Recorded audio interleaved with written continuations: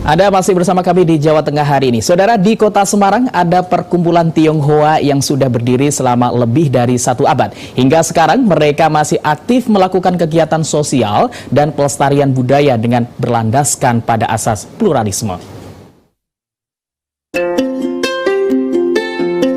Tionghoa, kedatangan etnis yang satu ini ke Nusantara memiliki sejarah yang panjang.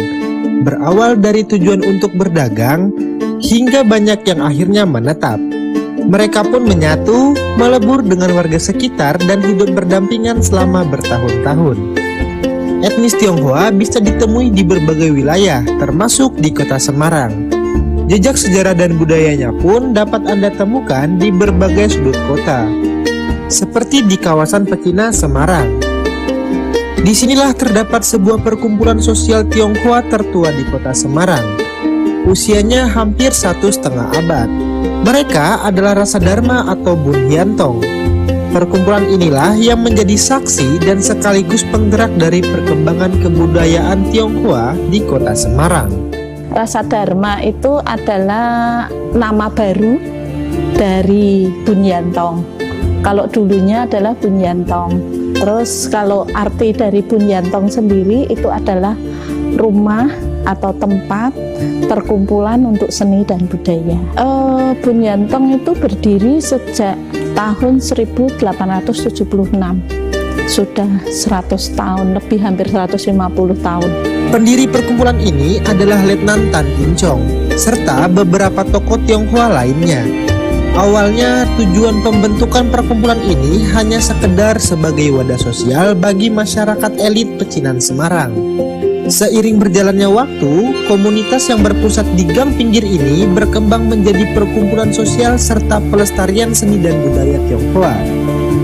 Lalu apa kegiatannya pada saat itu adalah kegiatan yaitu kesenian. Jadi di sini sejak dulu memang ada musik klasik Tionghoa, yaitu yang bernama Lam Quan.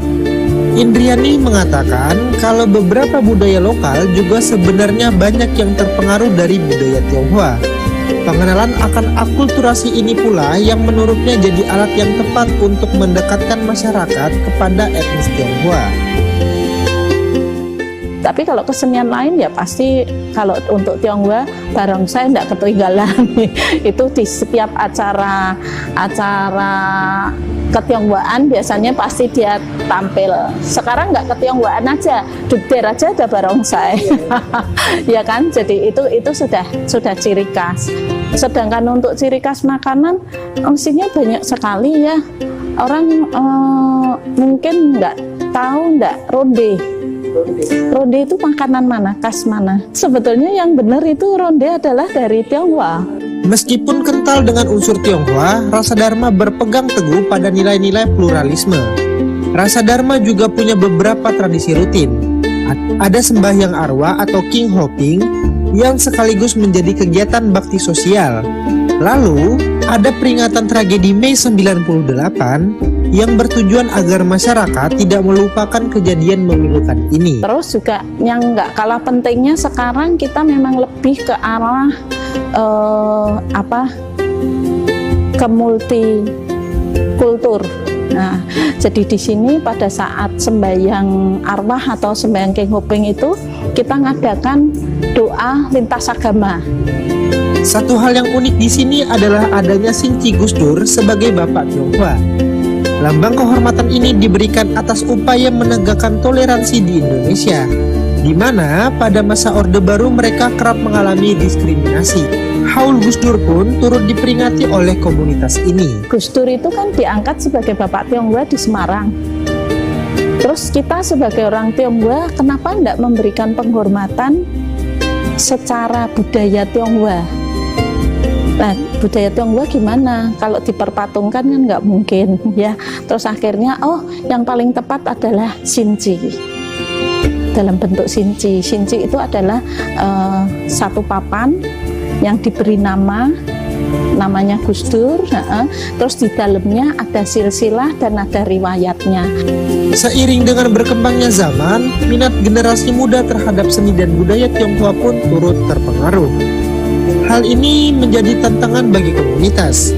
Karena itulah saat ini Rasa Dharma berupaya untuk menarik generasi muda sebagai anggota baru. Di kita kalau cuanya ngomong, kita harus toleransi, kita harus plural, kita nggak perlu membedakan satu dengan yang lain. Tapi kalau kita hanya ngomong saja nggak ada artinya.